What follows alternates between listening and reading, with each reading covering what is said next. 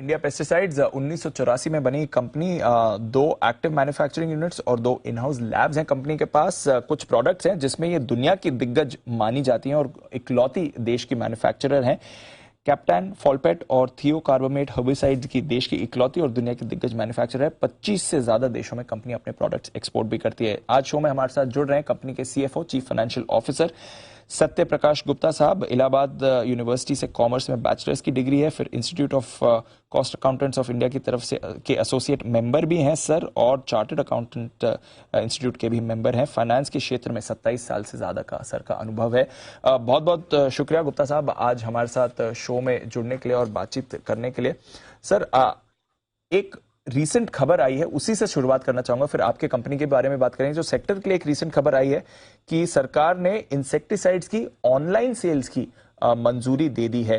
जरा इसका मतलब समझाएं सर, कितना बड़ा इंपैक्ट आ सकता है, स्पेशली जो ऑर्गेनाइज्ड इंडस्ट्री है, क्या है इसके लिए मायने? सर, अभी सेंट्रल गवर्नमेंट ने इंसेक्टिसाइड रूल में बदलाव कर दिया है और जिनके पास पेस्टिसाइड बेचने का लाइसेंस है वो ऑनलाइन प्लेटफॉर्म पे बेच सकती है। लेकिन जहां तक कंपनियों का डिस्ट्रीब्यूशन चैनल, चाहे मल्टीनेशनल हो चाहे इंडियन कंपनी हो, उनका डिस्ट्रीब्यूशन गांव-गांव तक फैला हुआ है। तो अभी इसका कितना इससे वॉल्यूम आएगा, क्या होगा, इसमें अभी थोड़ा समय लगेगा, लेकिन एक अच्छा बदलाव है। आप इस अपॉर्चुनिटी को एक्सप्लोर करेंगे सर? अभी ये बिल्कुल रूल्स जो है बिल्कुल 2-3 दिन पहले ही आए हैं, तो हम लोग इसको अपने यहाँ पे थोड़ा डिस्कस कर रहे हैं और फिर देखते हैं कैसे इवॉल्व होगा ये। बट क्या ये इंडस्ट्री की तरफ से डिमांड थी या फिर सरकार ने देखा कि इसकी नीड बन रही है? ये कैसे आया, कैसे ये रूल सर? नहीं, सरकार का ज्यादा रोल था। इवन इंडस्ट्री को भी कोई ऑब्जेक्शन नहीं था, क्योंकि थोड़ा कुछ कंसर्न है कि सेफ डिलीवरी कैसे पहुंचे, सब स्टैंडर्ड पेस्टिसाइड का क्या होगा, रेगुलेटरी थे, थोड़ा एप्रीहेंशन, लेकिन सरकार उम्मीद है उसको सब सॉर्ट आउट कर देगी। क्या तो एक सरकार की तरफ से अप्रूवल आया है और इंडस्ट्री के लिए एक अपॉर्चुनिटी भी बनती है, बट ऑलरेडी डिस्ट्रीब्यूशन नेटवर्क तो ऑफ कोर्स आपकी कंपनी का स्ट्रांग रहना ही पड़ता है अगर देश के हर कोने में पहुंचना है। आपके थोड़े नंबर्स के बारे में बात करेंगे सर। रेवेन्यू तो आपका बहुत बढ़िया रहा, 40% की ग्रोथ दिखी, बट मार्जिन्स में हमने कॉन्ट्रैक्शन देखा, थोड़ा कामकाजी और मुनाफे के तौर पर भी कमजोरी थी। क्या थी इसकी वजह सर? ये कॉस्ट और रॉ मटेरियल्स की तरफ से ही प्रेशर आ रहा था? देखिए, इसकी 2-3 वजह थी। इसकी मेन वजह थी हमारी एनर्जी कॉस्ट काफी बढ़ गई है। हम लोग एक बॉयलर में राइस हस्क इन्वायरमेंट फ्रेंडली है उसको यूज करते हैं, उसकी कॉस्ट 300 रुपए कुंटल से 1000 रुपए पर कुंटल पहुंच गई है। उससे हम लोगों का काफी हिट लग रहा है। दूसरा, हमारे कई नए प्रोडक्ट हैं जो कि अभी स्टेबलाइजेशन फेज में हैं, तो स्टेबलाइजेशन फेज में थोड़ा यील्ड वगैरह कम होता है। और तीसरा, कुछ प्रोडक्ट में हम अपना raw material increase pass on नहीं कर पाए।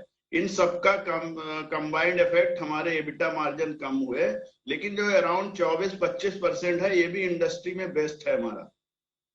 अच्छा सर, आपके जो रॉ मटेरियल्स हैं वो ज्यादातर आप भारत से ही सोर्सिंग करते हैं या यहाँ पर कुछ इंपोर्ट्स भी होते हैं और चाइना की तरफ से भी कुछ इंपोर्ट्स होते हैं सर?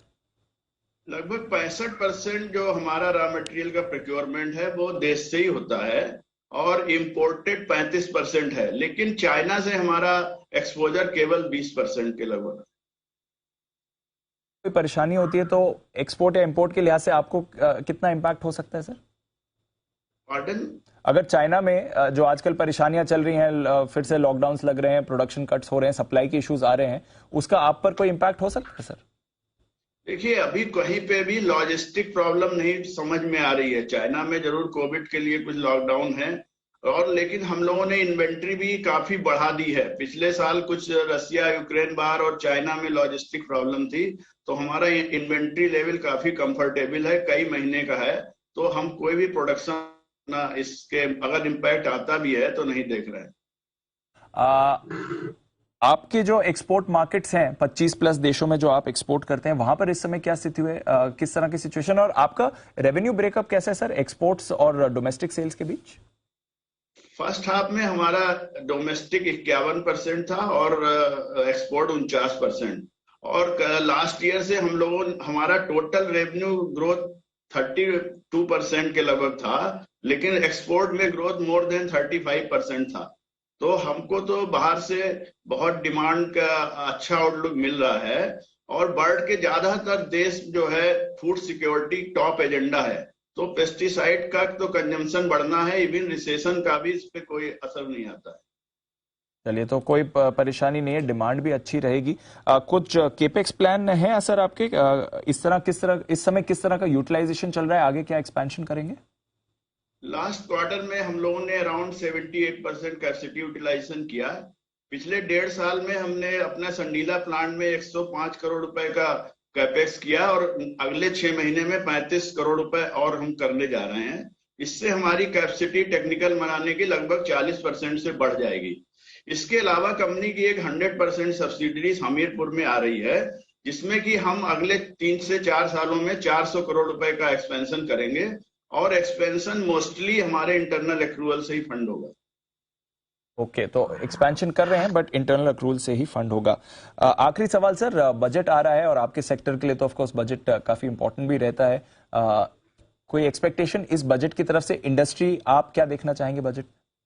नहीं, हम लोग तो यही चाह रहे हैं कि कृषि का जो बजट में एलोकेशन है और बढ़े, फार्मर के लिए एमएसपी में बढ़ोतरी हो, और एक ये भी चाह रहे हैं कि जो पीएलआई स्कीम है वो टेक्निकल ग्रेड पेस्टिसाइड्स पे गवर्नमेंट लाए और थोड़ा सा एक्सपोर्ट में इंसेंटिव बढ़ा दे तो बहुत ही अच्छा होगा। किस तरह का इंसेंटिव चाहेंगे सर एक्सपोर्ट में? पहले MEIS स्कीम था तो उसमें काफी था, फिर उसमें थोड़ा 2% मिलता था। अभी रोटेप इन्होंने लाए हैं तो उसमें 0.8 भी हो गया और काफी एक्सपोर्ट एक्सक्लूड कर दिए हैं। तो थोड़ा सा, क्योंकि इंडिया से बहुत एक्सपोर्ट हो रहा है, तो थोड़ा सा एक्सपोर्ट इंसेंटिव अगर कहीं पे कुछ गवर्नमेंट लाए तो अच्छा ही होगा।